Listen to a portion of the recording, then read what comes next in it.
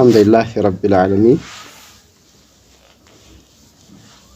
وبه نستعين على أمور الدنيا والدين وعلى آله وأصحابه ومن تبعهم بإحسان إلى يوم الدين.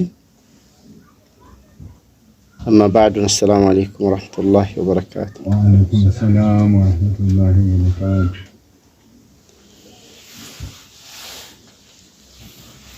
يقول الله سبحانه وتعالى: ومن يعمل من الصالحات من ذكر أو أنثى وهو مؤمن فلنحيينه حياة طيبة ولنجزينه بأحسن الذي كانوا يعملون.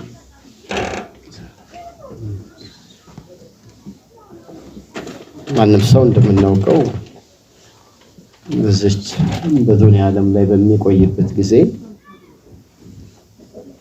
ህይወቱ ያማረ የተረጋጋ ደስታ ያለበት እንዲሆን ፍላጎቱ ነው። ይሄን የደስታ ህይወት የተረጋጋ ህይወት ሁሉም ሰው ግን የሚመነዝርበትና የሚተረጉምበት መልኩ የተለያየ ሊሆን ይችላል። ያም ከዲን አንፃር የአንድ የሙስሊም ህይወት ወይም የሙስሊም ቤተሰብ ደስተኛ እንዴት ይሆናል የሚሉ የተቀመጡ መሰረታዊ የሆኑ ነጥቦች ይኖራሉ። እነዚህን በተወሰነ መልኩ ለማየት እንሞክራለን። በቅድሚያ ነብዩ ሰለላሁ ዐለይሂ ወሰለም እንደተናገሩት ድንቅ የሆነ ሐዲስ አለ። ይሄም የሰው ልጆችን ደስታ፣ የሰው ልጆችን ፍስሐ፣ የሰው ልጆችን ስኬት የማይፈልግ አንድ ጠላት አላቸው፣ ኢብሊስ የሚባል ማለት ነው። ስለዚህ በህይወት ስኬታቸው ላይ እንዴት ደንቃራ እንደሚሆንና መሰናክል እንደሚሆን ትልቅም ልፋት እንደሚለፋ የገለጹበት ሐዲስ ነው። من ይላሉ ነብዩ ሰለላሁ ዐለይሂ ወሰለም? إن الشيطان يضع عرشه على الماء ثم يبعث سراياه في الناس فأقربهم عنده منزلة أعظمهم عنده فتنة. ሸይጣን ወይም ኢብሊስ አርሹን ወይም ዙፋኑን ውሃ ላይ ያደርግና እሱ ላይ ተንፈላሶ ከዛ ሰራዊቶቹን ተልእኮ ይሰጣቸዋል። ዛሬ ከእናንተ መካከል ትልቅን ፈሳድ ጥፋት ሰርቶ የመጣ ለሆነ ሰው ይሄንን የወርቅ ታጅ ወይም ደግሞ ዘውድ ለሱ ሰጣዋለሁ ሲል ቃል ይገባላቸውና ሁሉንም ይበትናቸዋል። እንግዲህ ከነሱ መካከል ትልቅን ስራ ሰርቶ የመጣው ከሁሉም ወደሱ ቀራቢ እንደሚሆን ቃል ይገባላቸዋል። ሁላቸውም ይሄንን ተግባራዊ ለማድረግ ይንቀሳቀሱና ሲመለሱ ይጠይቃቸዋል። የሰሩትንም ስራ ይነግሩታል። يجي أحدهم فيقول ما زلت بفلان حتى تركته وهو يقول كذا وكذا. እከሌ የሚባለውን ሰው እንዲህ አይነት ስራ እያሰራሁት እንዲህ አይነት ጥፋት ውስጥ ትቼው ነው የመጣሁት ይላል። ምናልባት ወለድ እንዲበላ አድርጎት ይሆናል፣ ዝሙት እንዲሰራ አድርጎት ይሆናል፣ ወይ እንዲሰርቅ አድርጎት ሊሆን ይችላል፣ ወይ እንዲያጭበረብር አድርጎት ሊሆን ይችላል። ንግዱ ላይ መሰል ወንጀሎች እንዲሰራ አድርጎት ሰውየውን ጥፋት ውስጥ ከተውታል። እነዚህ ጥፋቶች ሁሉ እንግዲህ ከባድ እንደሆኑ በሸሪዓው ተገልጸዋል። ከአላህ Subhanahu Wa Ta'ala ዘንድ አጋጅቶት ነው የመጣው። ነገር ግን ኢብሊስ ኢየሱስ ዓላማው ሌላ ስለሆነ እንደዚህ ሰርቶ የመጣውን ሰው ምን ይለዋል? فيقول ኢብሊስ لا والله ما صنعت شيئا ይላል። ያራክስበታል። በአላህ እምላለሁ አንተ ይሄን ያክል የረባ ስራ አልሰራህም ይለዋል። ነገ ይሄ ሰው ከዚህ ወንጀሉ ተውበት ሊያደርግ ሊመለስ ይችላል ይለዋል። ويجيء أحدهم فيقول ما تركته حتى فرقت بينه وبين أهله ይላል። እንግዲህ የተለያዩ እየመጡ የሰሩትን ፈሳድ በማህበረሰብ ውስጥ ያበላሹትን ነገር ሁሉ ሲነግሩት ያራክስና ከመሐከላቸው አንደኛው ሸይጣን ምን ይላል? በሁለት ወዳጆች በቤተሰብ መሐከል አለያየኋቸው፣ ፍቅራቸውን አጠፋሁት፣ ግንኙነታቸውን አሻከርኩት፣ በቤት ውስጥ ያለውን ሰላም አጠፋሁት፣ ከዛም አልፎ እስከ ፍቺ ደረጃ እንዲዳረሱ አቃረብኳቸው የሚል ዘገባ ያቀርብለታል የሰራው። የዚህ ጊዜ ሸይጣን ምን ይላል? فيقربوه ويدنيه ويلتزمه ወደሱ በደንብ ያቀርበውና በደንብ አድርጎ አጥብቆ ይዘውና ويقول نعم انت ይሏል። ምንኛ አንተ ይሏል። በጣም ትልቅ ስኬት ነው የሰራኸው፣ በጣም ትልቅ ነገር ነው የተወጣው ብሎ ያሞካሸውና ያን ሽልማት ለሱ ይሰጣዋል። ከሌላ ወንጀሎች ሁሉ በተሻለ ቤተሰብ መሐከል ገብቶ ሰላምን የነሳውን በዚህ ደረጃ ሸይጣን ተደስቶ ሽልማት የሚሰጠው ለምንድን ነው? ቤተሰብ የሚባለው ነገር የአንድ ማህበረሰብ አንዱ ጡብ ነው፣ መቆሚያ ነው። ስለዚህ በቤተሰብ ውስጥ ሰላም ከሌለ፣ በቤተሰብ ውስጥ ፍቅር ከሌለ፣ ቤተሰብ በፍቅርና በሰላም አላህ Subhanahu Wa Ta'ala ባዘዘው መልኩ መቆም ካልቻለ ይሄ ቤተሰብ ይበተናል ማለት ነው። ይሄ ቤተሰብ ከተበተነ ልጆች ያለ ወላጅ ያለ ኃላፊነት መንገድ ላይ ይበተናሉ። ከዛ በኋላ እነዚህም የተበተኑ ቤተሰቦች ባለም ይሁን ሚስት ደግሞ አብሮ በትዳር ውስጥ የለመዱትን ነገር ከአላህ መንገድ ውጪ ላይ ደግሞ መፈለግ ይመጣል ማለት ነው። ወደ ሴሰኝነት የመሄዱ መንገድ ይከፈታል ማለት ነው። እንደዚህ ያለ እንግዲህ ማህበረሰብ ውስጥ ትልቅ ቀውስን ይዞ ስለሚመጣ ያንን ከግብ ውስጥ በማካተት ሸይጣን እነዚህ ስራዎችን ሌላዎችን እንደቀላል አድርጎ ቤተሰብ መበተንን ግን ከባድ ነገር አድርጎ ሽልማት ይሰጥበታል ማለት ነው። ስለዚህ እንደ ሙስሊም አንድ ሰው በዋናነት አላህ Subhanahu Wa Ta'ala በማምለክ ሂደት ውስጥ አላህ በፈለገው መልኩ ቤተሰብ መመስረትና ቤተሰቡን ደስተኛ ለማድረግ መስራት መቻል አለበት ማለት ነው። إن السعادة الأسرية أن يكون الإنسان سعيدا في مسكنه ومع زوجته وأولاده وجيرانه ማለት ነው። ደስተኛ ቤተሰብ ባለተድላ ቤተሰብ ብለን ስንል አንድ ሰው በቤቱ ደስተኛ መሆን ነው፣ ከትዳር አጋሩ ጋር ደስተኛ መሆን ነው፣ በልጆቹ ሁኔታ ላይ ደስተኛ መሆን ነው፣ በጎረቤቶቹ ደስተኛ መሆን ነው። ሚስት ባሏን ስትመለከት አላህን የሚፈራ 5 ወቅት ሰላት የጠበቀ በአላህ ትእዛዝ ስር ያደረ አላህን ለማገዛትና አላህን ለማስደሰት ደፋ ቀና ሲል ስታይ ምትረካበት ማለት ነው።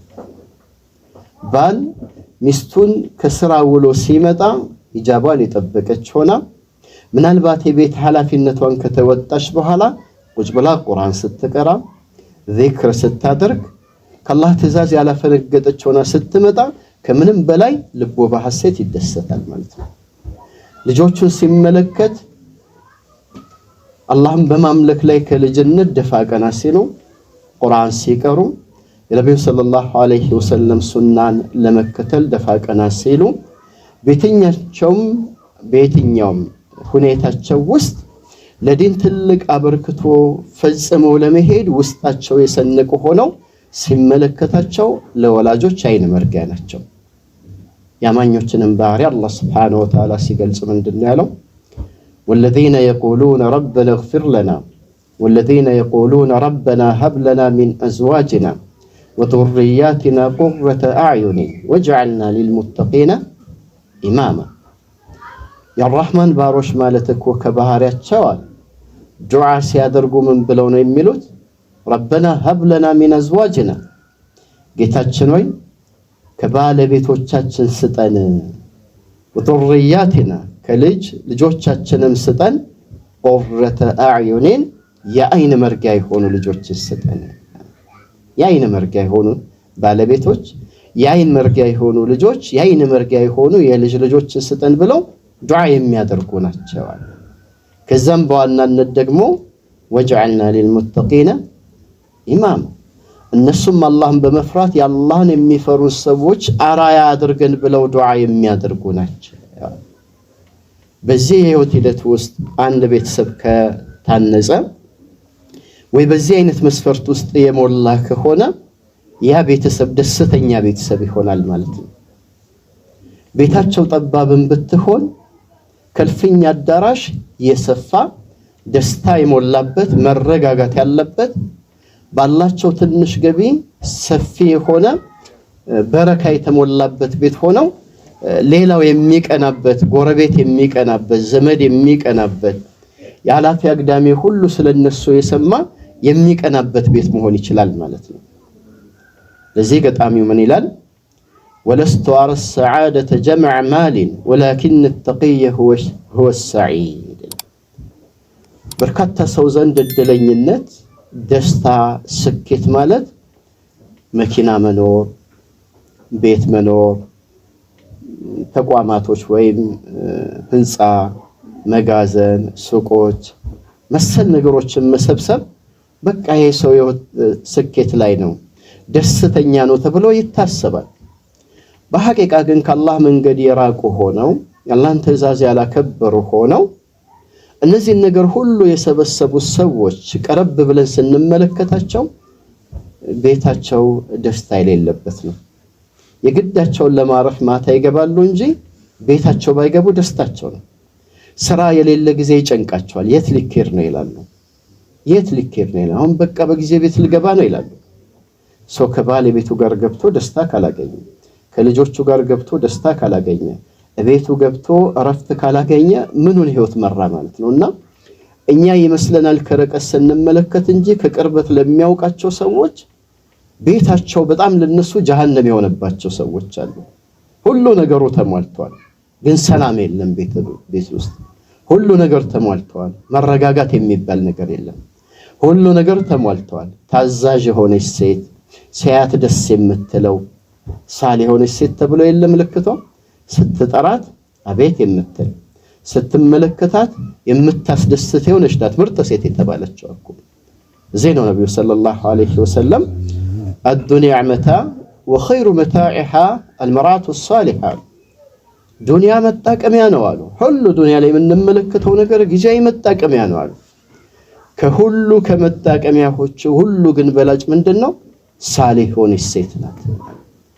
ስለዚህ ይሄ ሰው ሳሊህ የሆነች ሴት ቤት ውስጥ የለችውም ማለት ነው። አመፀኛ አፈንጋጭ እሱ የወጣ ጊዜ ፈለገችውን ወጣ የምታደርግ ልጆች የማያከብሩት የማይታዘዙት መሰል ነገር በቤት ውስጥ ያለ ሰው ሆኖ ታገኙታላችሁ ማለት ነው። መሰረቱ ምንድነው? ገንዘብ ተሰበሰበ አላህን መፍራትና ህይወትን አላህን በመፍራት ሂደት ውስጥ ግን ያላካሄደው ሰው ሆኖ ታገኙታላችሁ። እና ወለስቱ አረ السعادة جمع مالنا ተድላ ደስተኝነት ማለት ገንዘብ መሰብሰብ ማለት አይደለም። ولكن التقي هو السعيد ነገር ግን አላህን የሚፈራ የሆነ ሰው ተቅዋ ያለው ሰው አላህን በመታዘዝ ህይወቱን የሚመራ የምትመራ የሆነች ሴት ግን እድለኛ ደስተኛ ማለት እነሱ ናቸው ይላል።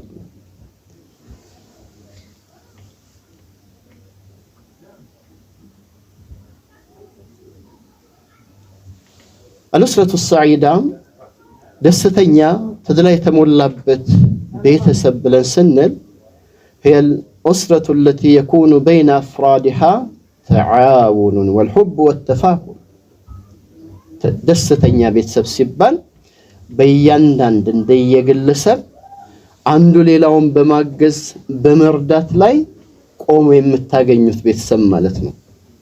ባል ሚስቱን ለማስደሰት ክፍተቷን ለመዝጋት በዲን ያለውን ክፍተቷን ለመዝጋት በዱንያ ጉዳይ ያለውን ክፍተቷን ለመዝጋት እንደ ሰውኛ ፍላጎት ያላትን ባላው አቅም ለመዝጋት ደፋ ቀና ሲል የምትመለከቱት እሷም ልክ እንደዚሁ በባሏ በኩል ያለውን ነገር ለማሟላት ለማስደሰት ደፋ ቀና የምትልና በጣም የሚተሳሰቡ ሆኖ ታገኛቸዋላችሁ።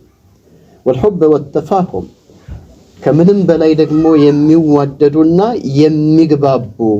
የሚግባቡ የሚናበቡ ሆነው ታገኛቸዋላችሁ። وهي التي تكون كالجسد الواحد በቃ ሁለት ሆኖ እንጂ እዛ ቤት ውስጥ ያሉት አንድ በሏቸው ማለት ነው። በስሜት ይጋራሉ፣ በሐሳብ ይግባባሉ፣ በፍላጎት አንዱ የሌላኛውን ያስቀድማል። መከባበር የሚባል ነገር በውስጣቸው አለ። ከምንም ነገር በላይ አላህን በመታዘዝና የነብዩ ሰለላሁ ዐለይሂ ወሰለም ሱና እዛ ቤት ውስጥ ሕያው በማድረግ ላይ በጋራ ደፋ ቀና ይላሉ ማለት ነው። ባል በመሆኑ አጠረም ቀጠነም ወፈረም አገኘም ነጣም ባል በሸሪዓ ትልቅ ቦታ ስላለው ታከብረዋለች፣ ትታዘዘዋለች። ባል ሚስት አጠረች፣ ቀጠነች፣ ወፈረች፣ አማረች፣ አስጠላች እሱ ጉዳዩ አይደለም። ባለቤት በመሆኗ በአላህ በማመኗ ነብዩ ሰለላሁ ዐለይሂ ወሰለም በመከተሏ ነብዩ ሰለላሁ ዐለይሂ ወሰለም ኸይሩኩም ሊአህሊ ወአነ ኸይሩኩም ሊአህሊ ከናንተ ምርጡ ማለት ለቤተሰቡ ምርጥ የሆነ ነው። እኔም ለቤተሰቤ ምርጥ ነኝ ስላሉ ለባለቤቱ በጣም መሬት የሆነ ሆኖ ታገኙታላችሁ ማለት ነው።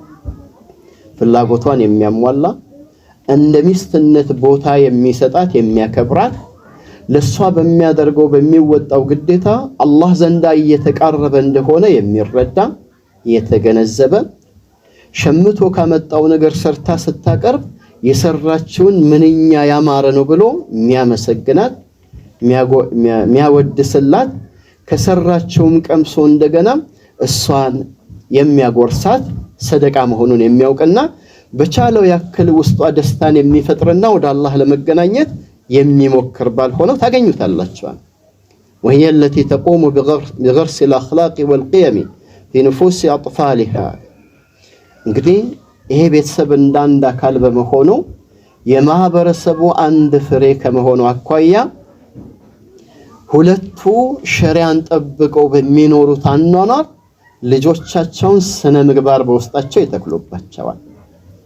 እሴትን በውስጣቸው ያስቀምጡባቸዋል። አባት እንደፈለገ የሆነ እናት እንደፈለገች የሆነች በሁለታቸው ውስጥ ያልሰሩትን ነገር በልጆቻቸው ውስጥ የሚጠብቁ አይደሉም ማለት ነው። አባት ሳይሰግር ልጁ ቀጥ ያለ ሰጋጅ እንዲሆን፣ አባት ሳይዘክር ልጁ ቀጥ ያለ ዛኪር እንዲሆን የሚፈልጉ አይደሉም ማለት ነው። ሁለቱ በሚሰሩት ነገር ልጆች እያዩ እንዲማሩ ነው የሚያደርጓቸው ማለት ነው። በተለይ ይሄ ስነ ምግባር የሚባል ነገር እሴት የሚባል ነገር በካሪኩለም ተቀምጦ የሚማሩት ነገር አይደለም። እየተገበሩት ልጆች ከነሱ የሚወስዱት ነገር ነው።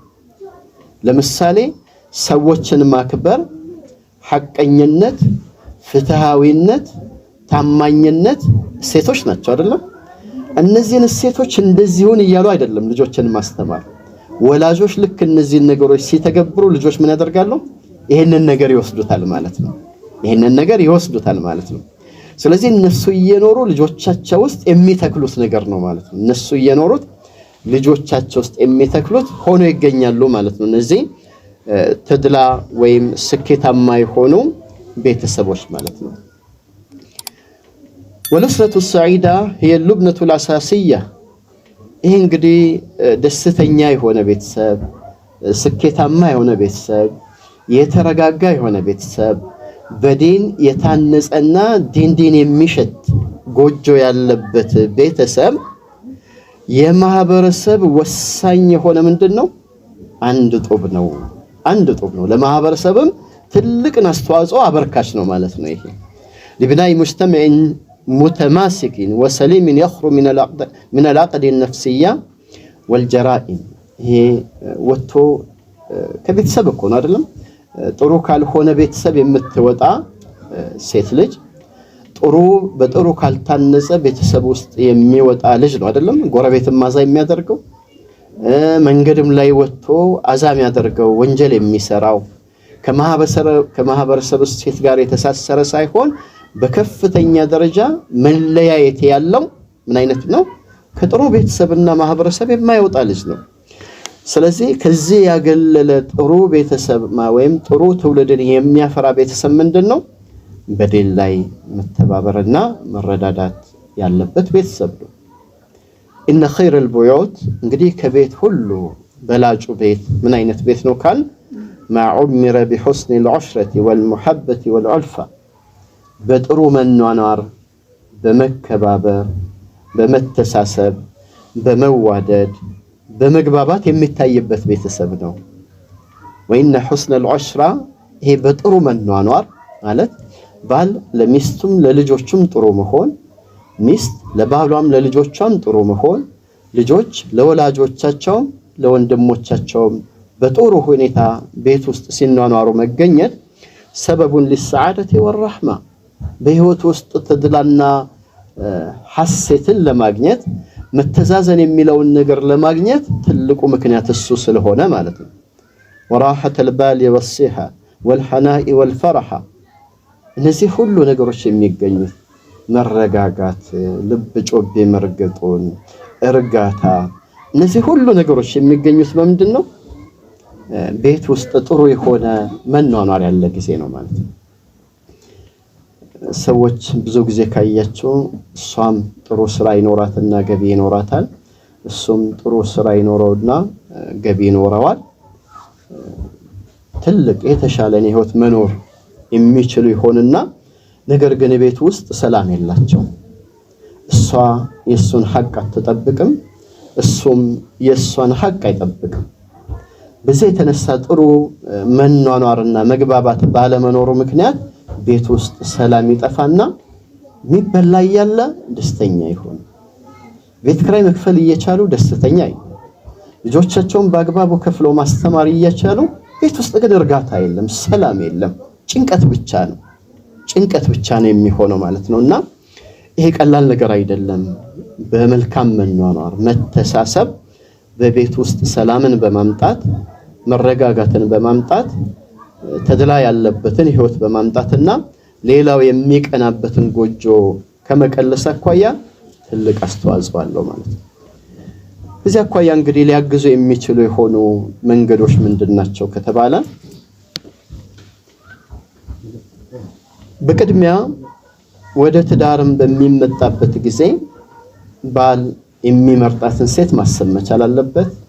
ሚስትም የምትመርጠውን ወንድ ማሰብ መቻል አለባት። በተለይ ወጣቶች ያላችሁ ከሆነ ደግሞ በደንብ አድርጋችሁ ልታዳምጡ ይገባል ማለት ነው። ሰሞኑንም ቲክቶክ ላይ አንድ የተለቀቀ ነገር አሳፋሪ ነገር ከሴታችን የወጣ ከባህላችን የወጣ ነገር ተመልክተናል።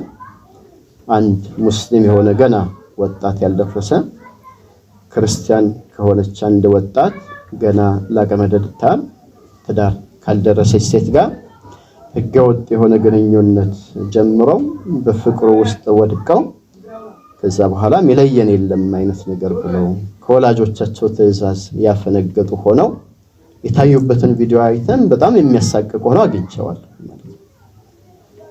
አንደኛ ነገር በዚህ አይነት ህገወጥ የሆነ የፍቅር ግንኙነት እስላም በፍጹም የሚጸየፈውና የሚከለክለው ተግባር መሆኑን መረዳት ያስፈልጋል። ሁለተኛ ደግሞ ወደ ትዳር ህይወት ወደ መመስረት በሚመጣበት ጊዜ የመጀመሪያ መታየት ያለበት መልክ አይደለም፣ ዘር አይደለም፣ የገንዘብ አቅም አይደለም፣ ዝናና እውቅና አይደለም። በቅድሚያ መታየት ያለበት ይሄ ሰው ለፈጣሪው ለአላህ Subhanahu Wa Ta'ala ምን ያክል ታማኝና ታዛዥ ነው፣ እቺ ሴት ለፈጠራት አላህና ለባለውለታዋ ምን ያክል ታማኝና ታዛዥ ናት የሚለው የዲናቸው ጉዳይ ነው የሚታየው። በዲን ላይ መሰረት አድርጎ ትዳር የተመሰረተ ከሆነ ትዳር ቅድም እንዳልነው ስኬት ያለበት፣ እርጋታ ያለበት፣ ፍስሐ ያለበት የዱንያው ጉዳይ እንኳን ቢጓደል ማለት ነው። የነብዩ ሰለላሁ ዐለይሂ ወሰለም ቤት ስንመለከት ከአይሻ ጋር 3 ወር 2 ወር ሙሉ ምን ላይሆን ይችላል? እሳት ተቀጣጥሎ ምግብ ላይ ሰራ ይችላል። ቴምር እየበላን ውሃ እየጠጣን ልንቆይ እንችላለን ብላለች። ከመሆኑ ጋር እሳቸው ለሷ የነበራቸው ፍቅር ከፍተኛ፣ እሷ ለሳቸው የነበራት ፍቅር ከፍተኛ፣ ቤታቸው ደግሞ ፍጹም ደስታና ሐሴት የነበረበት ነበር ማለት ነው። እንዳልነው ግን እነዚህ ነገሮች ተመርኩዘው ዲን በሌለበት ቤት ውስጥ ከተገባ ስሜት ነው የሚጋልበው። ይሄ ስሜት የበረደ ጊዜ ደግሞ ትክክለኛ ማንነት ሲወጣ ያኔ መኗኗር ይከብዳል ማለት ነው። መኗኗር ይከብዳል ያኔ ማለት ነው። ማለቃቀስ ይሆናል፣ ተስፋ መቁረጥ ይሆናል፣ ችግር ሁሌ ማስተናገድና መሰል ጉዳይ ይሆናል ማለት ነው። ስለዚህ ነብዩ ሰለላሁ ዐለይሂ ወሰለም የመጀመሪያ ቤተሰብ ሲመሰረት ምን ይሆናሉ? ይሄን ሐዲስ እናዳምጠው ማለት ነው። عن أبي هريرة رضي الله عنه عن النبي صلى الله عليه وسلم قال تنكح المرأة ل40 عند الست ልጅ በተለምዶ ለትዳር ትፈልጋለች ወይም በትዳር ሂደት የራስ ያደርጓታል። ሊማሊሃ ገንዘቧን ፈልገው ገንዘብ ስላላት ብቻ በዚህ የኑሮ ችግር ውስጥ አጋዥ ትሆናለች የሚል እሳቤ ተይዞ ብቻ ገንዘብ ስላላት ከጀርባ ዲኗ፣ ስነ ምግባሯ፣ እሴቷ መሰል ጉዳዮች ሳይጠና ለዲኗ ለገንዘቧ ብቻ ብሎ ያገባታል። ወለሐሰቢሃ ወይ ደግሞ የትልቅ ቤተሰብ ናት ተብሎ ብቻ ዝና ስላላት ያንን ተመርኩዞ ያገባታል። ወለጀማሊሃ ወይ ደግሞ ቁመናዋን፣ ተክለሰውነቷን፣ ጸጉሯ መሰል የሚወራላትን የውበት ሁኔታ ተመልክቶ ያንን ብቻ አይቶ ያገባታል። የሱ ሚስት ትባላለች ከውበት አንፃር ማለት ነው። እቤት ውስጥ ግን ለሱ ማትታዘዝ፣ የቤቱን ጉዳይ ማታሟላ፣ በሱ ላይ ያየለችበት ፍጹም ከሚስት አንፃር ቦታ የማይሰጣት ሆና የጀሃነም ወይም የሰቆቃ ህይወትን ይመራል ማለት ነው። ወለዲኒሃ አራተኛው ዲኗን ተመልክቶ ያገባታል። ፈድፈር ቢዛቲ ዲን አለ ፈድፈር ቢዛቲ ዲን አንተ ግን ዲን ያላትን ምረጥ። ተሪበት የዳክ ዲን ያላትን ካልመረጥ እጅ መዳፋሽ ይሆናል። ሰርተ መናቀር ማለት ነው። ለፍተ የፍላጎትን ወይም የልፋትን እንዳታገኝ የሚል ዱዓ አደረጉበት ማለት ነው። ስለዚህ የመጀመሪያው ነገር ምንድነው መመልከት የሚገባው ዲን ያለው ዲን ያላት ሆኖ በዚህ መሰረት መጣሉ ምን ያደርጋል? ጥሩ ደስተኛ ይሆን የሙስሊም ህይወት ለመምራት ያስችላል ማለት ነው። ሲቀጥል ሁለተኛ ላይ ቀደም የቀራነው የቁርአን አንቀጽ አማኝ መሆንና መልካም ስራ መስራት ተድላ ያለበትን ህይወት ለመኖር የሚያስችለው ነገር እሱ ነው ማለት ነው። የሚያስችለው ነገር እሱ ነው ማለት ومن يعمل من الصالحات كملكم سرا يمسرا وهو مؤمن ومن يعمل من الصالحات من ذكر أو أنثى كوندم يكون كسيت ملكم سرا يمسرا لله سبحانه وتعالى وهو مؤمن أمان هونو يمسرا فلنحيينه حياة طيبة ያማረ የተረጋጋ ደስታ ያለበትን ህይወት እናኖረዋለን አለ አላህ Subhanahu Wa Ta'ala ይቃሉ ነው። ሁላችንም በአላህ አምነን አይደለም እንዴ? በነብዩ ሰለላሁ ዐለይሂ ወሰለም ነብይነት አምነን አይደለም ወይ? ሰላት እየሰገደን አይደለም ወይ? ጾም እየጾምን አይደለም ወይ? ሰደቃ እየሰጠን አይደለም ወይ? ታዲያ ለምንድነው ከቤታችን ደስታ የጠፋው ብለን የምናስብ ከሆነ እነዚህ የምንሰራቸውን ዒባዳዎች ከአላህ Subhanahu Wa Ta'ala አጅር ለማግኘት በፍቅርና በውዴታ እየተገበርናቸው ላይሆን ይችላል ማለት ነው። ሰላት ሲባል በመስገድ ለአላህ ጎንበስ ቀና በማለት ደስታ እየተሰማን እያጣጣምን መልካሙን ስራ ካልሰራ ነው ስሜት አይሰጠንም ማለት ነው። ደስታ ያመጣልንም ማለት ነው። እንደ ምሳሌ በነግራቸው አንድ የተሰራ ቆንጆ ምግብ አንድ ሰው ዝም ብሎ ብቻ ጥቅልል እያደረገ ሳያላምጠው ሳያጣጥመው ዝም ብሎ ብቻ ዋጥ ቢያደርገው እርካታ አያገኝም እኮ ምግቡ ምንድነው የሚሆነው? ሆዶ ላይ ይገባና ዘጭ ብቻ ነው ክብደት ብቻ ነው የሚሆነው ማለት ነው። ቁንጣም ብቻ ነው የሚያመጣበት። ነገር ግን ቀስ እያለ ያጣጣማት ቃናውን ባፍንጫው እየሸተተ ከዛ የምግቡን ጣዕም ደግሞ ቀስ እያለ ያላመጠ ትኩረት ሰጥቶ ሲመገበው ዛሬ አይደለም ይቅርና ከአመታት በኋላ እንኳን የበላው ክትፎም ከሆነ እንትና ሰርግ ላይ የበላነው ክትፎ እኮ ይላል። እንትና ሰርታለን እኮ ተጠርተን የበላነው ክትፎ እኮ ያኔ እሱ አይነት ክትፎ ከዛ በኋላ አልበላውም ይላል። በእለቱ ደስታም ከመስጠቱ ጋር ከዛም በኋላ ምን ያደርጋል ማለት ነው? ይናፍቀዋል፣ ሁሉ ያነሳዋል ማለት እንትና ጋር የበላነው እንትን እኮ ምናነሳቸው ነገሮች አላህ ሁላችንም እንደዚህ በትክክል ያጣጣምናቸው ነገሮች ቆንጆ የሆኑ ነገሮች እናነሳቸዋለን።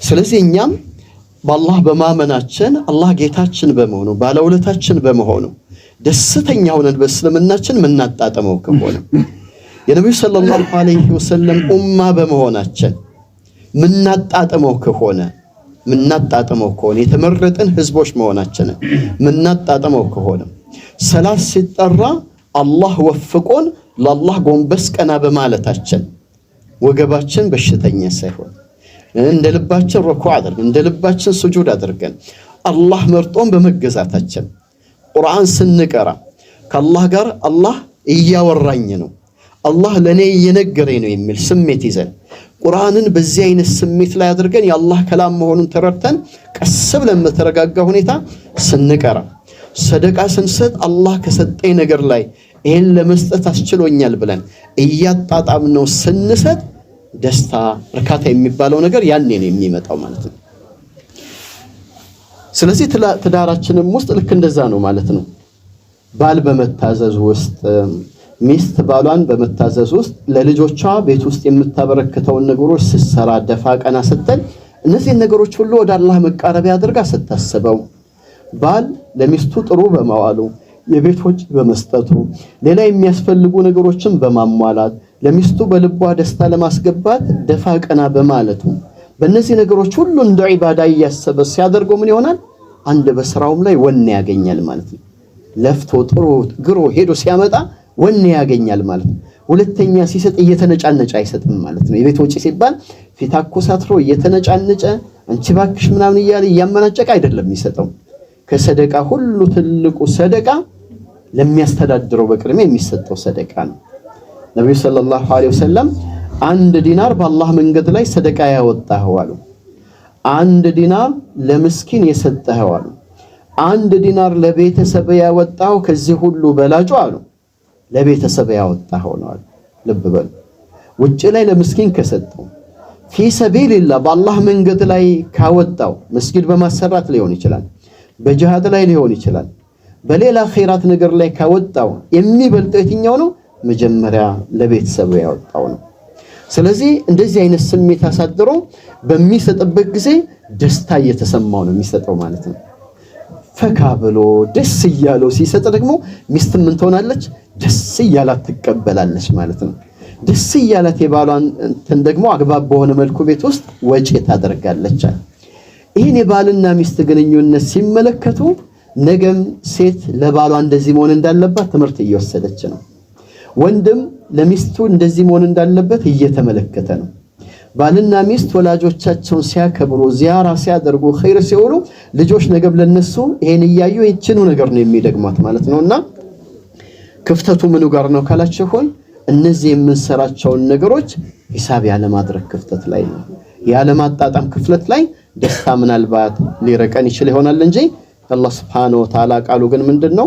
ومن يعمل من الصالحات من ذكر أو أنثى وهو مؤمن كوندم يهون كسيت بالله يأمنه هونه ملكام يميسرا فلنحيينه حياة طيبة تدلا دستا ركاتا يتمولابتن هيوتنا نورو لنا ولنجزينهم بأحسن الذي كانوا يعملون زاري دنيا ليس يسروا كنبروا ملكام سرا بتشالك في يدك ميك أماك أنا كفلات شواله ونيا ሌላኛው ቤታችንን ደስታ የተሞላበት ስኬት ያለበት ለማድረግ ከጉልበታችን ባለፈ ስኬት በአላህ እጅ ስለሆነ ከአላህ ያንን ስኬት ሁሉ መለመን መቻል አለብን ማለት ነው።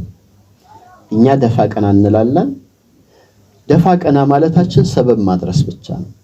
ያንን ግን ከስኬት የማድረስ የማስራ ነው አላህ Subhanahu Wa Ta'ala ስራ አላህ Subhanahu Wa Ta'ala ስራ። ልጆቻችን ጥሩ እንዲሆንልን እንመክራለን፣ እንዘክራለን፣ መድረሳ እንልካለን፣ ቤት ውስጥ እናቀራለን፣ እንቆጣጠራለን። ሷሊ ልጅ እንዲወጣ ግን ማድረግ የሚችለው ማን ነው? አላህ Subhanahu Wa Ta'ala። ስለዚህ ባለቤቴ ጥሩ እንድትሆን፣ ባሌ ጥሩ እንዲሆን፣ ልጆቼ መልካም እንዲሆኑ ቤተሰባችን ተድላና ስኬት ያለበት አላህ ዘንዳ ተመራጭ ቤተሰብ እንዲሆን ምን ማድረግ አለብን ማለት ነው? ሰበቦቹን ከማሟላታችን ጋር በዋናነት ዱዓ ያስፈልገዋል። እሱ ትልቁ መሳሪያ እሱ ነው። እንግዲህ ዱዓ ደግሞ ስናደርግ ዝም ብለን ማነብነብ አይነት ነገር ብቻ ሳይሆን ከልብ የመነጨ መሆን አለበት።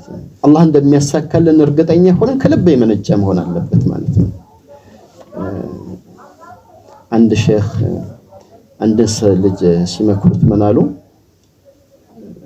ዱዓ አድርገሃል ወይ ብለው ሲሉት በጣም ዱዓ አድርገናል አሉ። ሀገራችን ላይ ዝናብ ጠፋና አንድ መስጊድ ላይ ፈጅር ላይ ዝናብ ለመጠየቅ ተጠራን፣ ተሰበሰበናል። 1.5 ኪሎ ሜትር አካባቢ ተጉዘን ፈጅር ላይ በጣም ዱዓ አደረገናል። በጣም ዱዓ አድርገን ተመለሰን አሉ። ዝናብ እንዲሰጠን መልካም አሉት። ስንት ጃንጥላ ይዛችሁ ሄዳችሁ አሉ። ሸኹ ምን ጠየቁ? እዛ ዝናብ ለመጠየቅ መስጊድ ላይ ስትሰበሰቡ ስንት ጃንጥላ ይዛችሁ ሄዳችኋል? ያ ሸኽ ምን ይላሉ አሉ። ዱዓ ለማድረግ ደግሞ ምን ጃንጥላ ያስፈልጋል አሉ። አይደለም ዝናብ እንዲሰጣችሁ ነው አይደለ ዱዓ ልታደርጉ ሄዳችሁት አሉ። አዎ። ታዲያ እርግጠኛ ከሆናችሁ እኮ ስትወጡ ይዘንባል ማለት ነው። ዱዓ አድርጋችሁ ስትወጡ ከፍተኛ ዝናብ አለ ማለት ነው። ስለዚህ ለዛ ዝግጅት አድርጋችሁ አልሄዳችሁም ማለት ነው ወይስ እርግጠኛ አልነበራችሁም የሚል ነገር አነሱ ማለት ነው። ስለዚህ ዱዓ በምናደርግበት ጊዜ ስኬቱን እርግጠኛ ሆነን መሆን አለበት ማለት ነው። ለዚህ ነው ነብዩ ሰለላሁ ዐለይሂ ወሰለም ምን ያሉት? እድዑላህ ወአንቱም ሙቂኑነ ቢልኢጃባ። አላህን በምትጠይቁበት ጊዜ አላህን በምትለምኑበት ጊዜ እንደሚያሳካላችሁ እርግጠኛ ሆናችሁ መሆን አለበት። የሙከራ መሆን የለበትም። ወይ ምላስ ላይ የሚመላለስ የሚነበነብ ነገር መሆን የለበትም ማለት ምን መሆን አለበት ነው? ከልብ የመነጨ አላህ Subhanahu Wa Ta'ala ቻይ ነው ያደርግልኛል በሚል መሆን አለበት ማለት ነው። ነብዩላህ ዘከርያ አለይሂ ሰላም መርየምን የተመለከቱ ጊዜ በመኽረቧ ውስጥ በኢባዳ ቦታ ውስጥ ቁጭ ብላ አላህ Subhanahu Wa Ta'ala ርዝቅ ይመጣላት ነበር። አትክልቱ፣ ፍራፍሬው መሰል የምግብ አይነቶች በእለቱ የሌለ ይመጣላት ነበርና ነብዩላህ ዘከርያ ተመለከቱ። ዋና ለኪ هذا ደሞ የኬት መጣ አሉ። እሳቸው አልሸመቱ አላስገቡ። እሷ ወታ ስራ ትሰራ ይሄ ኬት መጣልሽ ብለው ተገርመው ጠየቋል። قالت هو من عند الله ያለች ይሄማ ይመጣልኝ ከአላህ ነው። ان الله يرزق من يشاء بغير حساب አላህ እኮ ለባሪያው ያለምንም ሂሳብ ያለምንም ምርማሬ ነው የሚሰጠው አለች። ነብዩላህ ዘከርያ እንደሚያሳስባቸው ነገር ነበር። ልጅ የላቸው። ስለዚህ ይሄንን ዲን ተቀብሎ የሚያሻግርላቸው በውስጣቸው ሐሳብ ነበር። ይሄንን ዲን ይሄንን ዳዕዋ እሳቸው ካለፉ በኋላ ማን ያሻግርላቸዋል? እሳቸው በነበሩበት የወት ዘመን ላይ ዳዕዋ እያደረጉ እስላምን እያስተማሩ ቆይተዋል። ዛሬ ላይ ግን አጥንታቸው ደክሟል። ጸጉራቸው በሽበት ተንቀልቅሏል። ሚስታቸው ደግሞ እሷም ማርጅታ በዛ ላይ ደግሞ መሃን ነበረች። በዚህ ሁኔታ ውስጥ ሆነው ግን እርግጠኛ ሆነው ዱዓ አደረጉ ማለት ነው። ምን እንዲሰጣቸው? አላህ Subhanahu Wa Ta'ala ልጅ እንዲሰጣቸው ማለት ነው። የቂን ለመኖሩ ከማሳየው ደግሞ ምንድነው? ወጀዐልሁ ረቢ ረዲያ፣ የምትሰጠኝን ልጅ ተወዳጅ አድርገዋል። ልጅ ስጠኝ ብቻ አይደለም ያሉ፣ እንደሚሰጣቸው እርግጠኛ ባይሆን ይሄን አይጠየቁም ነበር። ወጀዐልሁ ረቢ ረዲያ፣ ምሰጠኝን ልጅ ደግሞ አሉ ቅድመ መስፈርት ይመስላል ያስቀምጡ፣ ተወዳጅ ልጅ አድርግልኝ ብለው ዱዓ አደረጉ። አላህ Subhanahu Wa Ta'ala ያህያ የሚባለው ልጅ ሰጣቸው ማለት ነው። ስለዚህ ባል ጥሩ እንዲሆን፣ ሚስት ጥሩ እንድትሆን፣ ልጆች ጥሩ እንዲሆኑ መሰል ጉዳይ የዲን ዱንያችንን ጉዳይ አላህን በመንለምንበት ጊዜ አላህ እንደሚያደርግልን እርግጠኛ ሆነን ነው ዱዓ ማድረግ ያለብን ማለት ነው። ሌላኛው በትዳር ውስጥ በቤተሰብ ውስጥ በጣም የተረጋጋ ደስታ ያለበት ስኬት ያለበት ቤተሰብ ሆነን የምናገኘው አንደኛው ይሄንን የቁርአን አንቀጽ በአግባቡ የተረዳ ቤተሰብ ነው። አላህ Subhanahu Wa Ta'ala ሁነ ሊባሱን ለኩም ወአንቱም ሊባሱን ለሁነ አለ። ወንዶች ማለት ባል የሚስት ልብስ ነው አለ አላህ Subhanahu Wa Ta'ala። ባሎች ለሚስቶቻቸው ምንድናቸው? ልብሶች ናቸው አለ። ሚስቶች ደግሞ ለባሎቻቸው ምንድናቸው? ልብሶች ናቸው አለ አላህ Subhanahu Wa Ta'ala። በጣም የሚገርም አገላለጽ። እናንተ የነሱ ልብሶች ናቸው፣ እነሱ የናንተ ልብሶች ናቸው አለ። ልብስ ምን ባህሪ ያለው ከተባለ الله سبحانه وتعالى ሌላ ቦታ ላይ ደግሞ ምን አለ يا بني آدم قد أنزلنا عليكم لباسا يواري سوآتكم وريشة ولباس التقوى ذلك خير الله سبحانه وتعالى ለእናንተ ልብስን ፈጠረላችኋል አንደኛው ምንድነው ሐፍረተ ገላን የሚሸፍን ነው ሁለተኛው ደግሞ ወዚና ጌጥ ነው አለ ልብስ ነው አይደል ልብስ ሰው ያስመስላል ይባላል እንዳባባልም አይደለም ስለዚህ አንደኛው ነገር ምንድነው ሐፍረተ ገላችን ከውስጥ ያለብንን ነገር ምን ሸፍነን ማለት ነው ይሄ ማለት እንግዲህ ወደ ትዳር ስናመጣው ምንድነው ባል የሚስቱን ገበና ሸፋኝ ነው ማለት ነው ባል የሚስቱን ገበና ሸፋኝ ነው ሁላችንም ጉድለቶች አሉብን ሰው እንደመሆናችን ክፍተቶች አያጣንም ጉድለቶች አሉብን ሙሉነት ለማን ነው ለአላህ Subhanahu Wa Ta'ala ብቻ ነው ሰው እንደመሆናችን ሳሊስ ቢሆንም ወልይም ቢሆን የትኛውም የኢማን ደረጃ ላይ የውቀት ደረጃ ላይ ቢሆን ምን አለው የሆነ ክፍተት አይጠፋውም ማለት ነው ቤት ውስጥ መታየው ሴት ወይስ የሚመለከት ከሷ የሆነ ክፍተት አይጠፋም ማለት ነው እነዚህ ነገሮች ላይ ትኩረት ብቻ ያደረገን ከሆነ ቀድም አትርሱ መግቢያ ላይ ያልነው ማን አለ ሸይጣን አለ ማለት ነው ይሄን ቤት ሊነድ የሚፈልግ የዚህም ቤት ሰላምና ፍቅር ሊያጠፋ የሚፈልግ ሰይጣን አለ የሚከታተል ማለት ስለዚህ እቺ ነገር ምን ያደርጋታል ያቀጣጥላታል ማለት ነው ያንቺ ባል እንደዚህ እኮ ነው እሱ ይመስላል እኮ እንደዚህ ምናም ነገር ይያለ ጎድለቱን በደንብ ያጎላልሽ ይመጣል ማለት ነው ነውሩን ያወጣልሽ ይመጣል ማለት ነው እሷንም ነውር ደግሞ አንድ ካየ እሱን መታሰብ ከሆነ ሌላ ነውሩን ያጎላል ይመጣል ማለት ነው ያኔ ምን ይሆናል በቤት ደስተኛ አትሆንም አላህ በሰጠ ነገር ደስተኛ አትሆንም وخذ ما آتيتك وكن من الشاكرين الله يسطህን ይዘ አላህን ማመስገን ነው ያለበት በማመስገን ውስጥ የተሻለ ኸይር ነገር ስላለ ማለት ነው ስለዚህ ይሄ ነገር ይቀጥልና ምን ይሆናል እንደዚህ ትልና ለጓደኛዋ ታወራለች ለጓደኛው ያወራል ለቤተሰቧ ታወራለች ለቤተሰቡ ያወራል ይሄ ገበና በማከለ የተፈጠረ ጊዜው ያለ መግባባት ወደ ውጭ በወጣ ቁጥር ምን ይሆናል እየሰፋ ሄድና በቃ የግድ የመኖር ነገር ይሆናል ማለት በመሰላቸት የግድ በቃ እንደገባውበት ህይወት ነው በሚል ተስፋ በመቁረጥ ራሳችን የምናበላሽ ይሆናል ማለት ነው ትዳር ግን ደስተኛ ለማድረግ ምን መሆን አለብን በጎ ነገሩን መመልከት የባል ጥሩ ነገሩን ስትመለከች የሚስት ጥሩ ነገሩን ስትመለከት ከጉድለቷ በጎነቷ ብዙ ነው ከጉድለቱ በጎነቱ ምንድነው ብዙ ነው እነዚህ ነገሮች ስታይ ያንን ነገር ያጠፋል ማለት ነው ኢማኑ ስትመለከት የውጭ ድክመቱን ብዙም ቦታ አሰጠውም ስነ ምግባሩን ስትመለከቺ አንዳንድ ነገር ያለውን ድክመቱን እንደምንም አትቆጥሪውም ማለት ነው ለዚህ ነው ነብዩ ሰለላሁ ዐለይሂ ወሰለም لا يفرق مؤمن مؤمنة إن كره منها خلقا ورضي منها خلقا آخر عند አማኝ የሆነ ሰው አማኝ የሆነችን ሴት በፍጹም አይጥላታል የሆነ ነገር ቢጠላባት እኮ የሚወድላት ሌላ ነገር አለ ስለዚህ በህይወት ውስጥ ምንድነው ያለው በጎን እየተመለከትን መጥፎን በዛ ያጣፋን ያቻቻለን እንጂ የሚከደው ሙሉ ለሙሉ ሁሉ ነገር ካልተሟላ ተብሎ በአእምሮአችን እንደምንስለው አንዳንዴ ደግሞ እንደምንመለከተው ሰዎች ከጀርባ ህይወታቸው የሌላቸው ነገር ድራማ ላይ ያሳያሉ ሐቂቃ ቤት ውስጥ እኮ የለውም ያ ህይወት እሷም የላትም እኮ ፊልም ላይ ያሳያሉ ታሳያለች ሐቂቃ ህይወት አላቸው ወይ ቢባል የለውም ማለት ነው ነገር ግን ምስኪን የሆነ ሰው ቤቱ ቁጭ ብሎ ያን ድራማ ይከታተልና ያን ተከታታይ ሙሰልሰል ወይ ፊልም ይመለከትና ባል ሲመጣ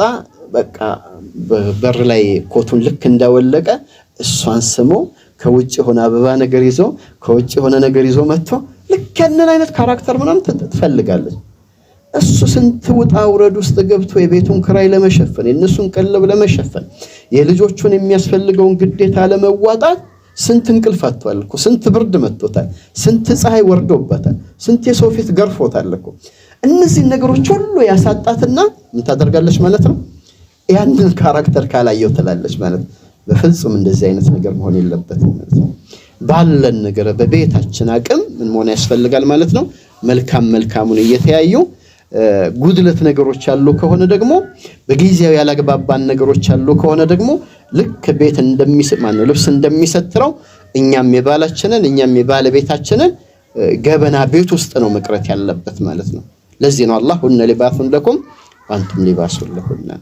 ሁለተኛ ነገር ደግሞ ጌጥ እኮ ነው። በቃ ምንም ባይኖር ራሱ ባለ ትዳር መባሉ ጌጥ ነው በራሱ እኮ። ያለበሰና የለበሰ እኩል እንዳልሆነ ሁሉ ትዳር የሌለውና ትዳር ላይ ያለው እኩል አይደለም ማለት ነው። ስለዚህ በእጅ ያለን ነገር መናቅ አያስፈልግም። በየትኛውም መልኩ ይሁን ባላለሽ አክብሪና ያሽ፣ በየትኛውም መልኩ ይሁን ባለቤት አለች አክብራችሁ ተዋዳችሁ ተከባብራችሁ መያዝ ያስፈልጋል። ፈትናት ከመባል ፈትነው በዚህ እድሜው ላጤናት ከመባባል ባለ ትዳር ናቸው ሲባል ማህበረሰብ ውስጥ ራሱ የሚሰጥ ቦታ አለና ያንን መጠበቅ ያስፈልጋል ማለት ነው። ሌላኛው በትዳር ውስጥ ጥሩ የሆነ ተድላና ደስታን ከሚያመጡ ምክንያቶች መካከል በባልና ሚስት መካከል ያለውን علاقة ሐሚማ የፍቅር ግንኙነትን ሁሌ መጠበቅ ማዳበር ያስፈልጋል ማለት ነው። ብንበል ብዙ ሰዎች የሚያነሱት ነገር አለ። ፍቅር የሚባለው ነገር ልክ እንደተጋባ የመጀመሪያው ወራቶችና የመጀመሪያው ዓመት ላይ ብቻ ነው፣ ከዛ በኋላ አይዘልቅም የሚል ሐሳብ አላቸው ማለት ነው። ይሄ ፍቅር የሚባለው ነገር መዋደድ የሚባለው ነገር በምን ምሳሌ መስጠት ይቻላል? ልክ እንደ አበባ አድርገን መስጠት ያስፈልጋል ማለት ነው። አበባ መጀመሪያ ላይ ስታዩት ይማርካል፣ ደስ ይላል ማለት ነው። ግን በዛው መልኩ ዝም ብለን ከተውነው ከቀናቶች በኋላ ምን ሆኖ አይቀርም? መጠውለጉ አይቀርም ማለት ነው። ስለዚህ በዛው አይነት መልኩ ለመቆየት ንጹህ አየር ይፈልጋል፣ ፀሐይ ብርሃን ይፈልጋል፣ ኮትኮት ማድረግና ውሃ ማጠጣት ያስፈልጋል። እነዚህ ነገሮች ሲጠበቁለት እንደዛው እንደፈካ መቆየት ይችላል ማለት ነው። ስለዚህ እኛም በትዳር ውስጥ ደግሞ ይሄ ደስታን ከሚያርቁ ሰላምን ከሚያሳጡ ምክንያቶች አንደኛው ምንድነው? ፍቅርን አለመንከባከብ ነው። ነውር ይደረጋል። አንድ ሰው ዲን አለው ማለት ፍቅር ምናምን የሚባለውን ነገር ከመኖና ነውር አድርጎ ያስበዋል። በፍጹም አይደለም። ፍቅር በራሱ አንድ ዲን እኮ ነው። ነብዩ ሰለላሁ ዐለይሂ ወሰለም ከኸዲጃ ጋር እንዴት አድርገው ይፋቀሩ ነበር? አይሻ ጋር እንዴት አድርገው ይፋቀሩ ነበር? አይሻ ከየትኛው ሚስቶቻቸው በኸዲጃ የቀናውትን ያክል አልቀናውም ትላለች፣ ግን አይቻት አላቅም ትላለች። ጣውንቷ ሆነ አይቻት አላቅም። እሷን ከማግባታቸው በፊት ነው ኸዲጃ የሞተችው፣ ግን በሷ ቀናለው አሉ። ለምንድን ነው ምቀነው ትላለች? ነብዩ ሰለላሁ ዐለይሂ ወሰለም በጣም ያወሷት ነበር እሷን አለ። ያሳለፉትን ህይወት አልረሱትም፣ የፍቅር ህይወታቸውን አልረሱትም። ተጽዕኖ ከማሳደሩ አልፎ አሁን ካለችው ባለቤታቸው ጋር እንኳን አብረው ሆነው እሷን ያነሷታል፣ ያስታውሷታል ማለት ነውና ጥሩ ቃላት በመጠቀም ሚስትን ፍቅር መግለጽ፣ የፍቅር ቃላቶችን መጠቀም፣ ተክለሰውነቷን ቁመናዋን ማሞገስ ማወደስ፣ እሷም የባሏን ቁመና ሊሆን ይችላል፣ ንግግሩን ይሆናል፣ ባህሪውን ሊሆን ይችላል፣ ኢማኑን ሊሆን ይችላል፣ ጥሩነቱን ሊሆን ይችላል። የፍቅር ቃላቶችን የሚቀያየር ልክ መጀመሪያ ሲገናኙ እንደነበሩት አሁንም እድሜያቸው ገፍቶ ያን እየጠበቁ ከሄዱ እሱም ራሱን ከጠበቀ እሷም ራሱን ከጠበቀች ፍቅር የማይዘልቅበት ምክንያት የለም ማለት ነው። ፍቅር የማይዘልቅበት ምክንያት የለም። የኛ ችግር ምን ይሆናል ማለት ነው?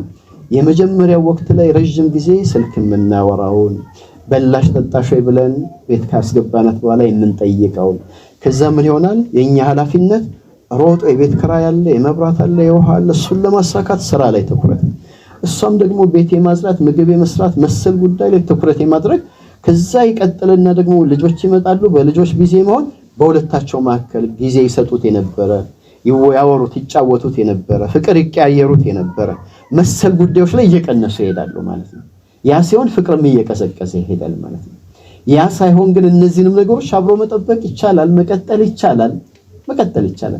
ቤት ሲገባ ቤት ውስጥ ስልክ ከሆነ የሚይዘው ስልክ ከሆነ ቴሌቪዥን ከሆነ የሚመለከቱት ከሷ ጋር መጫወት፣ ከልጆች ጋር መጫወት፣ ይሄ ሁሉ ምን ያደርጋል? በባልና ሚስት በቤተሰብ መካከል ፍቅርን ጠብቆ እንዲሄድ ያደርጋልና እነዚህ የፍቅር ቃላቶችንና መሰል ነገሮችን በቤት ውስጥ በደንብ አድርጎ መጠበቅ ያስፈልጋል።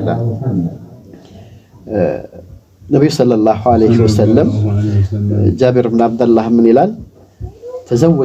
ተዘወጅቱ ምራአተን ይላል፣ አንድ ሴትን አገባሁኝና ይላል።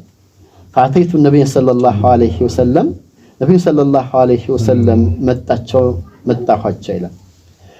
ምን አሉ እሳቸው? አተዘወጅተ ያ ጃቢር አሉኛል። አንተ ጃቢር ሆይ አግብተሃል ብለው አሉኛል። فقلت نعم አዎ አግብቻለሁ ብያልኳቸው አለ فقال بكرا ام ثيبا አሉኛል ልጃገረድ ነው ያገባው ወይስ አግብታ የፈታች ነው ያገባው ብለው ጠየቁኛል እሱ ምን አላቸው لا በርተይበና አይ እኔ ያገባው ከዚህ በፊት አግብታ የምታውቅ ወንድ የምታውቅ ሴት ነው ያገባሁት ብለው አላቸው እሳቸው ምን አሉ هل جاريه ልጃገረድ ለምን አታገባም ነበር تلاعبها وتلاعبك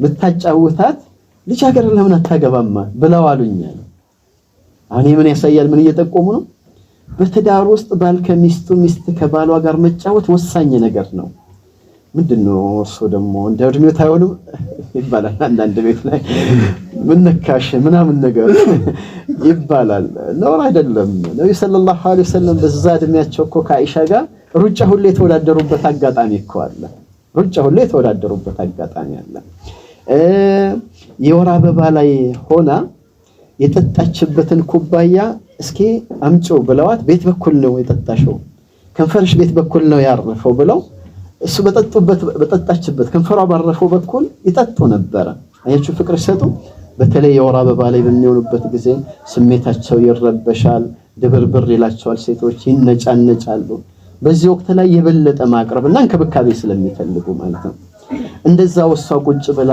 ታፋዋ ላይ ይተኙና ቁርአን ይቀሩላት ነበር ይሄ ሁሉ ቤት ውስጥ ያለ ምንድነው የፍቅር ግንኙነት ነው ማለት ነው የወር አበባ ሆንኩኝ ብላ ሰፊያ ከመኝታ ቀስ ብላ ከፍራሽ ውስጥ ወጣ ቆይታ ስትመጣ ምን ነው አለ አና ፊስቲ አለ የወር አበባሽ መጥቶ ነው አለ አዎ አለች በቃ ቦታውን አሸርጭና እና ያሏትና አሸርጣ ከዛ በኋላ አቅፈዋት ስሟት አብሮ አስተኛትና ይሄ ሁሉ ምንየው ምንድነው እንደ እስላም ስንመለከተው በቤት ውስጥ ያለን ፍቅርን የሚያመጣ ነገር ነው ሰለላሁ ዐለይሂ ወሰለም እንዴት አድርገው እንደተጠቀሙም የምናይበት ነው ግን ጃቢር ምን አላቸው አው እኔ ከዚህ በፊት አግብታ የፈታችን ያገባሁበት ምክንያት ወላጆቼ ሲሞቱ ትንንሽ ልጆች ተተው ሄደዋል ስለዚህ ልጃገረድ ባመጣ ልጆች አያያዝ መንከባከብ ስለማታውቅ እነሱን ታሳቢ በማድረግ ነው አግብታ የፈታች ያመጣው ብሎ መልስ ሰጣቸው ማለት ነው ሌላኛው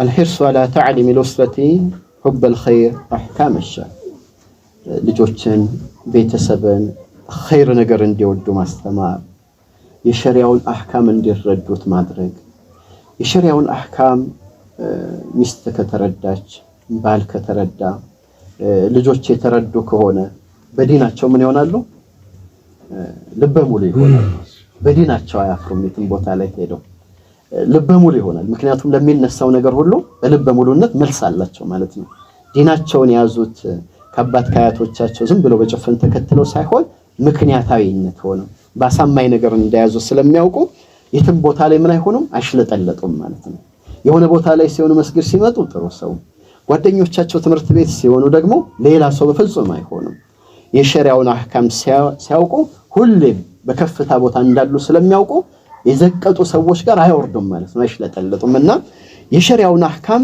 እንዲያውቁ ማድረግ ሰላትም ይሁን ሰደቃም ይሁን ዝምድናንም መቀጠል ይሁን ሂጃብም ጉዳይ ይሁን ስለመልካም ስራም ይሁን መሰል ጉዳዮችን እንዲረዱ ማድረግ ይሄ በቤት ውስጥ ምን ያመጣል ፍቅር ደስታ ምክንያቱም ምን ስላለ ነው አንዱ የሌላውን መብት እስከምን ደረጃ እንደሆነ ያውቃል ማለት ነው ይጠብቃል ሸሪዓን ሲረዱ ማለት ነው ልጆች ወላጆቻቸው ሐቅ እስከት መሆን እንዳለበት ያውቃሉ በአግባቡ ይጠብቃሉ ባል የሚስቱ ሐቅ እስከምን እንደሆነ ያውቃል ያንን በአግባቡ ይወጣል ማለት ነው ስለዚህ አንድ ሰው ጋር ደግሞ ወሰን ካልታለፈ አዛ ከማድረግ ከተቆጠበ ይጠበቅበትን ከተወጣ መዋደድና መፋቀር በቤቱ ሰላም የሚባል ነገር ይመጣልና የሸሪዓ አህካም እንዲማሩ ማድረግ ራስን መማር ይሄ ወሳኙ ነገር ነው ቀደምም ስገባ በስብሰባቸው ላይ በሹራቸው ላይ ይሄ ነገር ትኩረት እንዲሰጠው ምክር እየተሰጠ ነበርና በጣም አግባብ ነገር ነው ወላጆች በደንብ ትኩረት መስጠት ያስፈልጋል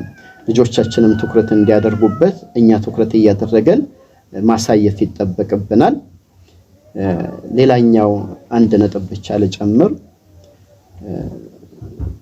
በቤት ውስጥ በሚፈጠሩ አንዳንድ ስህተቶች ሁሉም ነገር ላይ ትኩረት አድርጎ መጨቃጨቅም ተገቢ አይደለም። አንዳንድ ነገር ባለየ ማለት ነው። ይሄ ከበድ ያለ የዲን እንትን ከሌለው እንደ ሰውኛ የተፈጠረ ድንገት ስህተት ከሆነ አንዳንዴ ባላየ ማለፍና በሌላ ዙር በሆነ አጋጣሚ ምክር መለገስ መቻል ነው። አለበለዚያ ምን ያመጣል ማለት ነው? እልህኝነት በመሐከል ስለሚያመጣ አንዳንድ ስህተቶችን ተጋፉል አንለኽጣ ቸል ማለት ወልሙቃበለቱ ቢልሂልም በሆደ ባሻነት በታጋሽነት አንዳንዴ ለፍቶ ሚስት ላታመሰግን ትችላለች። ሚስት ብዙ ነገር ለቤት ወጣ ወረድ ብላ ምንም እንዳልሰራሽ ባል ሊቆጠር ይችላል።